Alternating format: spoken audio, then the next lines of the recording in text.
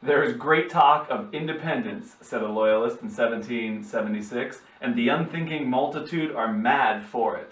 A pamphlet called Common Sense has carried off thousands. History, history, history guy.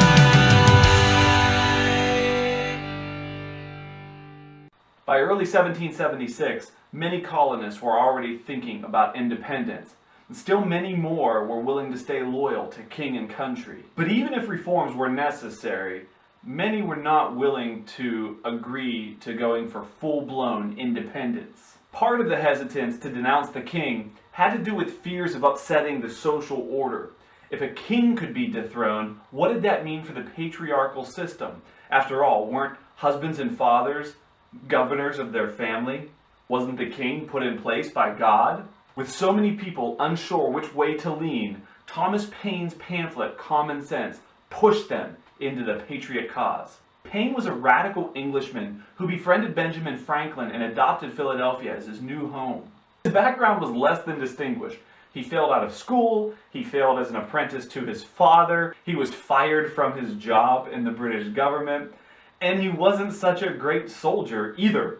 But man, could he write. I once heard it said that if Thomas Jefferson provided the romanticism of the Revolution, Thomas Paine provided the rage. He wrote his pamphlet to offer, quote, simple fact, plain argument, and common sense. And he set his sights on the ancient tyrannies of aristocracy and monarchy. Common Sense appealed to the common people, who were finding newfound authority to speak on political and religious matters in the years after the Enlightenment had spawned the Great Awakening. Paine called for independence and a republican government.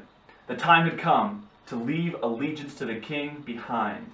He called for an end to the traditional political order and insulted King George III using biblical language. He called him the hard-hearted, sullen Pharaoh of England. Most of all, he made a case for American independence. He said, "A government of our own is our natural right. 'Tis time to part." The pamphlet went on to sell 120,000 copies. By the way, this was in February of 1776. And it had multiple printings.